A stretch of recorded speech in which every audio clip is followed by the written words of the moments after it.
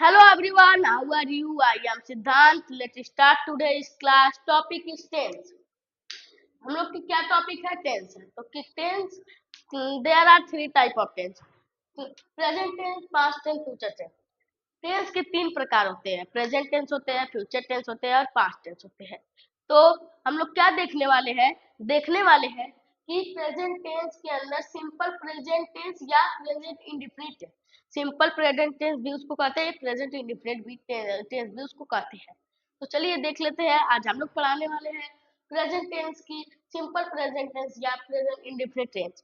तो देख लेते हैं प्रेजेंट टेंस की टाइप, सिंपल प्रेजेंट टेंस या प्रेजेंट इंडेफिनिट टेंस, फिर प्रेजेंट कॉन्टिन्यूअस टेंस, फिर present perfect tense and present perfect continuous tense. अब दूसरे वीडियो में आ जाते हैं दूसरे टॉपिक, सिंपल प्रेजेंट टेंस या प्रेजेंट इंडेफिनिट टेंस को कैसे पहचानेंगे कि ये सिंपल प्रेजेंट टेंस या प्रेजेंट इंडेफिनिट टेंस है। तो पहचानने के लिए नीचे देखिए कैसे पहचाने, आइडेंटिफाई, कैसे पहचाने को इंग्लिश में क्या बोलते हैं?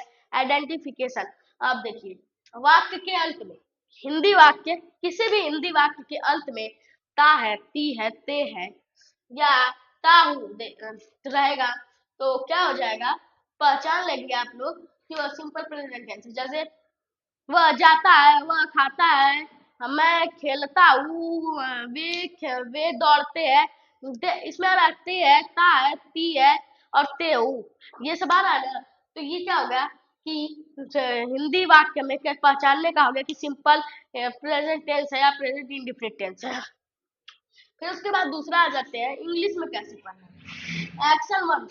अगर आप कहीं भी इंग्लिश का आपको वाक्य मतलब सेंटेंस दिया हुआ है, उसमें अगर आपको base base of the word मतलब V1 दिया हुआ है, V1 होता है, V2 होता है, V3 होता है, तो उसमें V1 लगेगा। जैसे दिया गया गो, दे दिया गया, क्या क्या दे दिया गया? गो दे दिया गया, गो दे दिया गया, वॉल्क दे दिया गया, रन दे दिया गया, जंप दे दिया गया, कट दे दिया गया, फिर उसके बाद दे दिया गया ये सब दे दिया गया, तो ओपन दे दिया गया, ये सब दिया रहेगा, सी दिया रहेगा या सिंग दिया रहेगा, तो ये सब क्या हो जाएंगे? V1 मतलब base form of the verb है। इसमें क्या लगेगा? ई या एस लगेगा। देखिए अगर वो सिंगुलर सब्जेक्ट है, जैसे ही, सी, इट, सब्जेक्ट सबसे आगे के वाक्य में देखिए यहाँ पे मैंने लिया ही, तो इसके आगे बोथ लगेंगे, ई या एस लगेंगे। ऐसे ही अगर ये सिंगुलर सब्जेक्ट रहेगा तो इसके आगे ई या एस लगेगा। फिर उसके बाद ये पहचानने के लिए दिया गया है।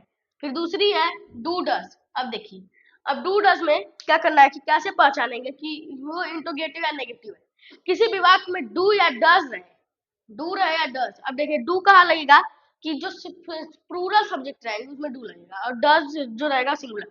कैसे ये पहचानने का बोल रहा है, तो ये होगा ऐसे।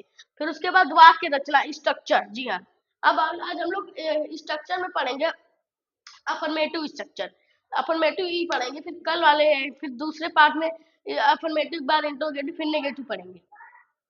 तो फिर उसके बाद अफर्मेटिव वाक्य पॉजिटिव। अब अफर्मेटिव को पॉजिटिव सेंटेंस भी कहते हैं। तो चलिए देख लेते हैं कि पॉजिटिव सेंटेंस, अफर्मेटिव सेंटेंस वाक्य के स्ट्रक्चर से कैसे हम लोग हर वाक्य को जोड़ते हैं। देख लेते हैं। यहाँ पे देखिए स्ट्रक्चर क्या है? सब्जेक्ट। अब सब्जेक्ट में क्या हो सकता है? दे हो सकता है, यू हो सकता है, वी हो सकता है, ही हो सकता है, सी हो सकता है, इट हो सकता है, और किसी का नेम हो सकता है, प्लेस का नेम हो सकता है, कहीं का भी नेम हो सकता है, किसी का भी नेम हो सकता है, किसी व्यक्ति का भी नेम हो सकता है। तो वो क्या रहेगा? वो सब्जेक्ट रहेगा। तो देख लेते हैं यहाँ पे V1 base form of the word. जैसे मैंने बोला गो, वॉल्क, रन, कट, सिंग, फिर उसके बाद पुट, ये सब कट, ये सब जो रहेगा ये V1 मतलब base form of the verb में आएगा। फिर उसके बाद ई, एस और एस। अब देखिए अगर आपका स्ट्रक्चर जो है वो सिंगुलर रहेगा तो ई एस लगेगा या एस लगेगा, और प्लूरल रहेगा तो कुछ नहीं लगेगा। वैसे ही base form of the verb लिखा जाएगा। जैसे गो है तो गो जो है ये अगर प्लूरल रहेगा ये लिखाएगा इस सेंटेंस में, अगर सिंगुलर रहेगा तो गोज लिखाएगा, गो ई एस, ये ई जी ओ ई एस लिखाएगा। फिर उसके बाद इसके कुछ एग्जांपल्स के साथ हम लोग आपको बता देते हैं। पहला एग्जांपल है वह मैदान में खेलने जाता है। अब क्या होगा? वह मीन्स ही होता है। फिर मैदान मीन्स क्या होता है? फील्ड होता है, तो मैदान लास्ट में आएगा, तो इसका क्या आएगा, he goes to play in field. फिर दूसरा है, वे पार्क में टहलते हैं, they walk in the park. फिर उसके बाद तीसरा है, मैं सेब खाता हूँ, आई eat an apple.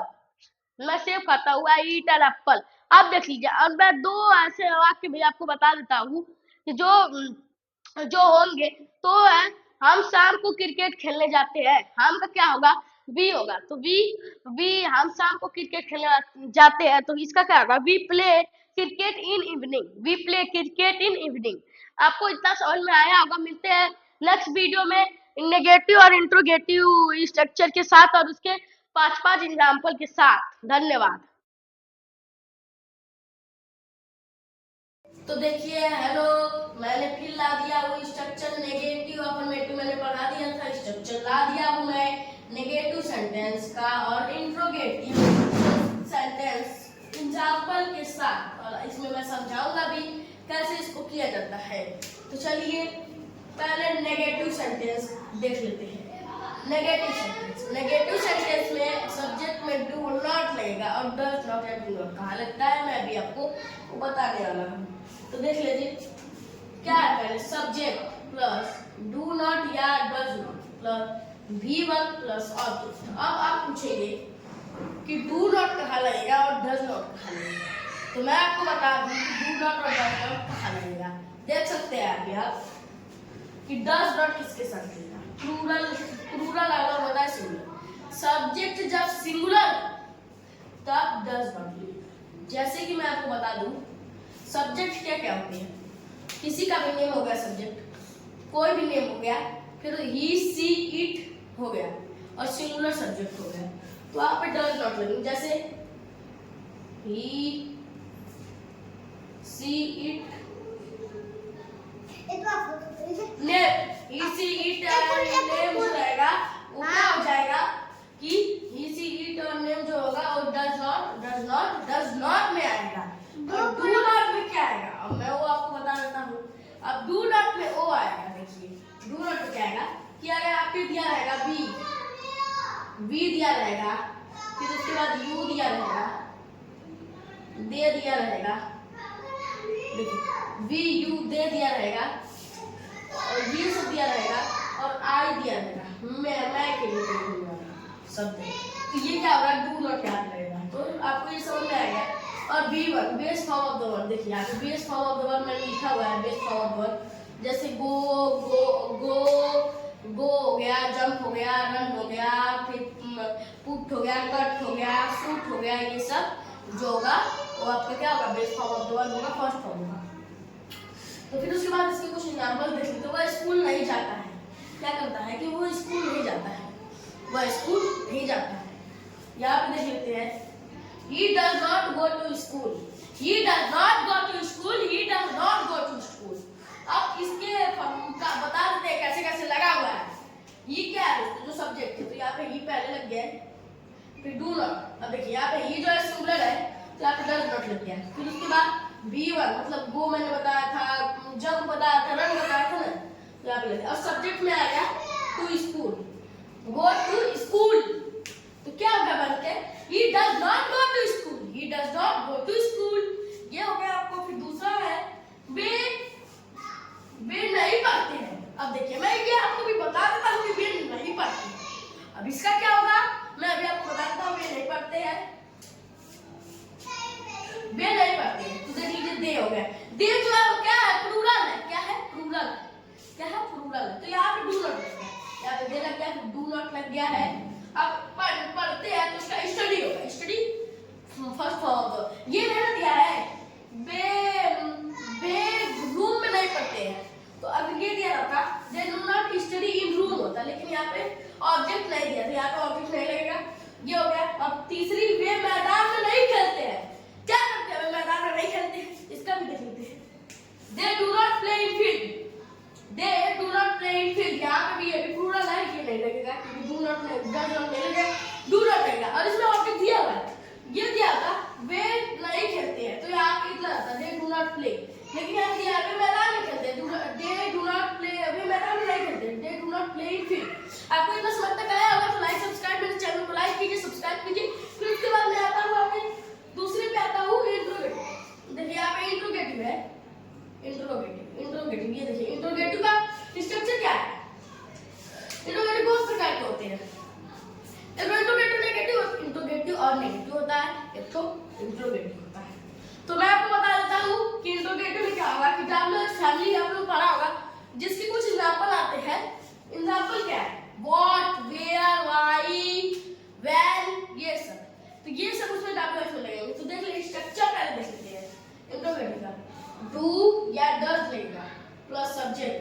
Given plus object. अब आप पूछेंगे इंट्रोगेटिव का डू और डज आगे क्यों, उसमें आपको खुद पता नहीं रहेगा कि मैं क्या किया हूँ। जैसे क्या मैं स्कूल गया था, क्या मैं स्कूल गया था, क्या वह पढ़ रहा, मैं स्कूल गया था, ये हो गया। ऐसे ये देखिए पास्ट टेंस के है। जैसे यहाँ पर मैंने ये बता देता हूँ, क्या तुम अंग्रेजी बोलते हो, क्या तुम अंग्रेजी बोलते हो, क्या तुम अंग्रेजी बोलते हो, क्या तुम सोते हो, क्या मैं सोता हूँ, क्या मैं खाता हूँ, क्या मैं पढ़ता हूँ, क्या मैं दौड़ता हूँ, क्या मैं कूदता हूँ, ये सब, क्या मैं बोलता हूँ, क्या मैं लिखता हूँ, ये सब जो हो गया, ये सब जो है इंट्रोगेटिव में आएंगे। फिर उसके बाद देख लेते हैं इसका डू और डज लगेगा। अब डू और डज कब लगेगा, मैंने बताया जब सिंगुलर रहेगा तो आपको डज लगेगा, आप प्लूरल रहेगा तो आपका डू लगेगा। यहाँ पे कुछ एग्जांपल्स है, इसके पहले एक एग्जांपल्स है, क्या तुम अंग्रेजी बोलते हो, do you speak English, do you speak English, क्या क्या हो गया, क्या क्या हो गया, डू हो गया। तुम का इंग्लिश क्या होता है, यू होता है, यू क्या प्लूरल, तो यहाँ पे डू लगेगा। डू यू अंग्रेजी का इंग्लिश ना तो बोलते, तो यहाँ बोलते का स्पीक हो गया, और अंग्रेजी का हो गया क्या, इंग्लिश। देखिए अभी हो गया।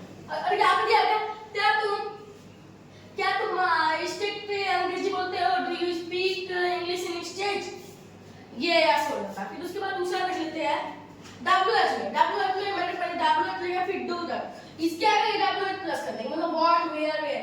तो यहाँ पे देख लीजिए, तुम कहाँ रहते हो, where do you live, where do you live, तुम कहाँ रहते हो, वेयर डू यू लिव, तुम कहाँ रहते हो, वेयर डू यू लिव, तुम क्या करते हो, व्हाट डू यू डू,